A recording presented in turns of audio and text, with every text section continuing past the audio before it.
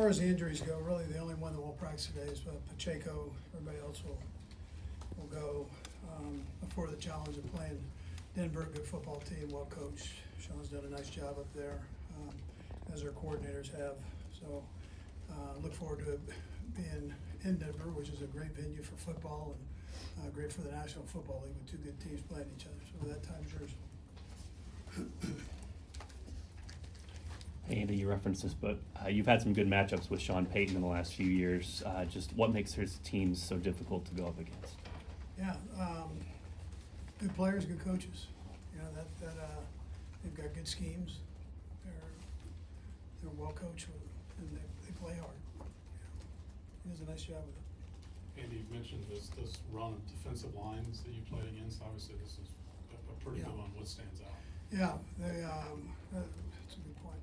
'Cause that's really a strength of theirs on the defensive side. They got a good defense, but I mean that D line, it starts with them.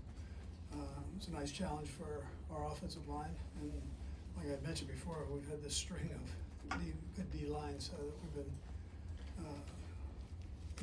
going against, and so it gives you another opportunity to continue to grow as a group and look forward to that challenge. I mean that's what this is all about. You love that. You love that you get to play a good football team. Andy, what growth have you seen from Bo Nix from his rookie year till now?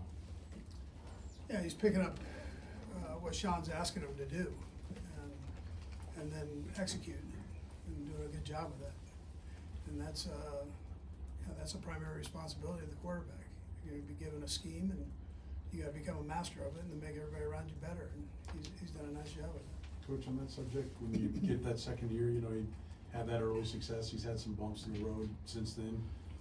Defenses, how much easier does it get to prepare for him? And, now that they've got the tape on him, and is that why he's having some struggles now? Yeah, listen, I mean, they kind of all go through a little bit of that, but he's also won games, which ends up being the most important thing, and during tough times. But you see that around the league. You see that with all these guys. Teams have an opportunity to study them. They've got up their game, and they continue to grow. They grow for a few years, and then they either make it or they don't make it. At that point. So to be able to sustain it for years is quite a tribute to these guys. But he's a young guy that's continuing to see some different curveballs there. Andy, how beneficial was this bye week just with the timing of the season and just trying to, you had mentioned the self-evaluation on Monday, but getting the guys back yesterday, just how beneficial could you tell that they're ready to get back knowing that what's in front of them this last stretch? Yeah, sure. They understand that. And they were out there. And we can go lock ourselves in the office and do that stuff. They're out there and they hear everything. So, and see everything with the time off. And so they understand. They're focused, locked in, ready to go, ready to get back to work and get better. And that's, as a head coach, that's all you can ask for.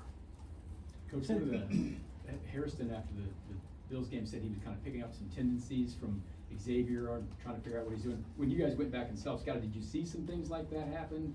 How much do you have to kind of guard against that week to week in this league? Yeah, so listen, everybody's got a tendency somewhere along the line. That's how it works. If you watch enough tape, you're going to see certain things. So the objective is to give them that against different looks.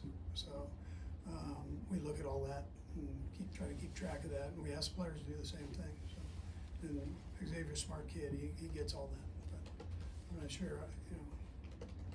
We'll see. Andy, when you're in the bye week and doing the self-scout, how much do you think you're learning from your successes versus how much you're learning from, say, the Buffalo game? I mean, is it one loom larger? Yeah, what we try to do, and I think with technology now is different than it was a few years back. You're able to stay up on that. You've got the Frasers and Marks around the league here, where you've got these guys that kind of keep you abreast of what's going on, what your tendencies are, what you need to work on or show in certain spots and down and distances, all that. So they do a pretty good job. So when you go back and you put it all together and look at it, you're kind of fine-tuning what you've already gone through. You just have more time to do it. And is it beneficial? Yeah, I mean, you know, the proof is in the pudding. So if we can do better, then it's been a good evaluation period. How much of the challenge of someone like Nick Benito, 15, impacts throwing Josh back in the fire? You know, does it impact it at all? Yeah, we'll just see. Let's see. I haven't even got him out for a practice yet, so let's see how all that. He'll jump in and see what he can do and mix it up out there and do what we do, and then we'll go from there. So I just want to see him back out. I'm glad he's back and going. So Reid? Coach Ofunga, what does he bring, at safety? Yeah.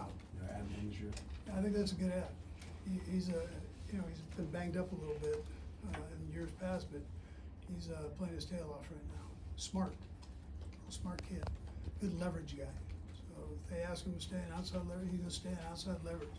He's gonna discipline, and then if they ask him to get in the box and blitz and do that dirty work, he's all in there too. So he's a good football player. Real good. Matt? Coach, with Josh, you mentioned you just want to see him to get onto the field. What would you hope to see from him the next couple of days that would tell you that he's ready to play on Sunday? Now, let's just see what kind of shape he's in. You get back into the football swing. You know, so let's see how he is. You know, I'm sure he's going to be okay, but we'll see. We'll do last three. Jesse, go ahead. Yeah, Andy, a lot of division games coming up. Just how much pride do you take in the consistency to win 9 straight of these in a row, and the work that it takes to be able to accomplish something like Yeah, that? well, it's important that you spend time on that. And the thing about our division here is it's strong division. Our AFC West is tremendously strong, and you know, we're all trying to shoot for the same thing. They're all good teams and they're well coached. Steve? Coach, Denver's won a lot of close games throughout this season. Of course, you've been a part of, winning some close games here. How tough is it to play a team that's won, so close to the games like that? Yeah, that's what Serrano's saying. I mean, they win. They find a way to win, and so we've been through that. And the way that this league is right now, you gotta be able to do that. Yeah. And the parity in this thing is pretty crazy, especially in AFC West. Sam, last one? Hey, just to build off what Matt asked, but would it be a lot to ask a guy who's missed a month, 5 weeks to jump right back in? I mean, I'm sure that's part of your evaluation, I guess is what I'm asking. Yeah, it absolutely is. I gotta see what he's got rolling. And I've seen a couple of practices, so I'll be able to figure it out somewhere, hopefully. Thanks, Coach. All right. Thanks, Coach.